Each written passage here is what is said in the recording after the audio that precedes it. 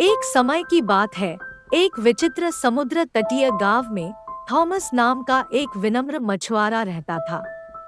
हर दिन वह अपनी पत्नी एमिली और खुद को खिलाने के लिए पर्याप्त मछली पकड़ने की उम्मीद में चमकदार पानी में अपना जाल डालता था। एक धूप भरी सुबह, जब थॉमस अपनी मछली पकड़ने वाली नाव पर था, उसे अपनी नाव में अचानक खिंचाव महसूस हुआ। अपनी पूरी ताकत के साथ उसने खींचा और खींचा।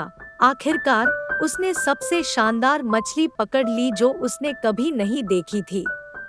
सोने के रंगों से चमकती हुई मछली ने थॉमस से गहरी, सुरीली आवाज में बात की। प्रिय मछुआरे, मेरी जान बख्श दो, मछली ने विनती की। बदले में मैं तुम्हें 3 इच्छाएं दूंगी।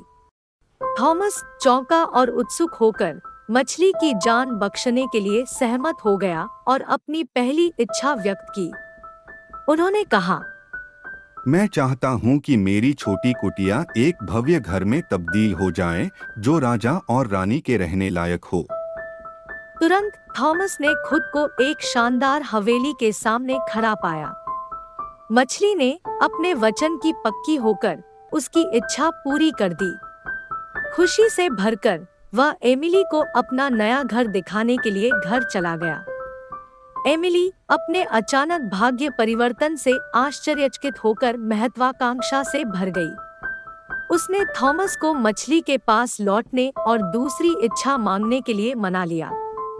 इसलिए थॉमस एक बार फिर जहाज पर रवाना हुआ। मछली मिली और एमिली की इच्छा बताई। मेरी वाइफ एमिली दुनिया की शासक बनना चाहती है। एमिली की सत्ता की अतृप्त भूख से चिंतित मछली ने थॉमस को इसके गंभीर परिणामों की चेतावनी दी।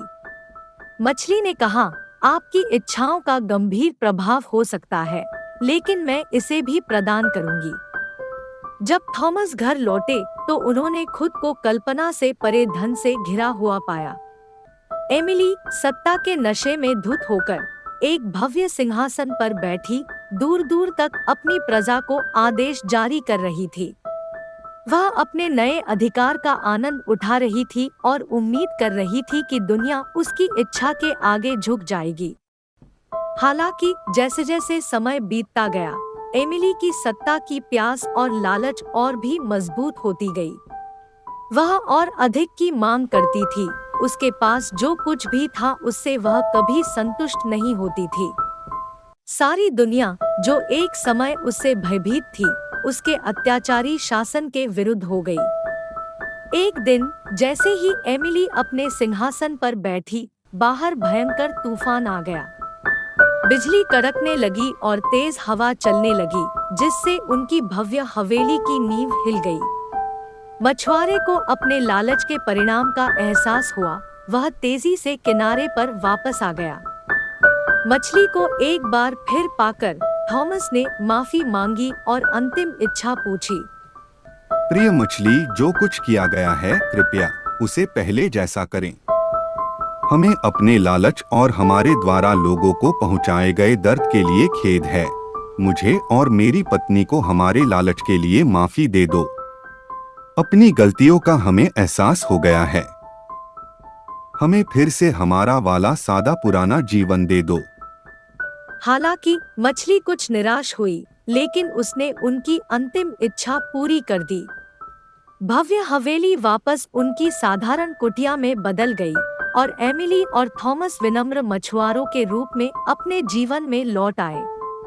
उस दिन के बाद से थॉमस और एमिली संतुष्ट होकर रहने लगे और जो उनके पास था उसकी सराहना करने के महत्व को समझते थे। मछुआरे और उसकी पत्नी की कहानी का यह संदेश है कि हमारे पास जो कुछ भी है उसमें हमें हमेशा संतुष्ट रहना चाहिए। एक व्यक्ति कभी खुश नहीं रह सकता अगर उसे उन चीजों में खुशी नहीं मिलती जो उसके पास पहले से हैं। इस कहानी में मछुआरा एक संतुष्ट व्यक्ति था, लेकिन उसकी पत्नी बहुत लालची थी और उसने अपने लालच के कारण सब कुछ खो दिया। और अब मछुआरे और उसकी पत्नी ने अपने बाकी दिन समुद्र की सुंदरता, उनके बीच साझा किए गए प्यार और जादुई मछली के साथ अपनी मुठभेड़ से सीखे गए सबक को संजोने में बिताए।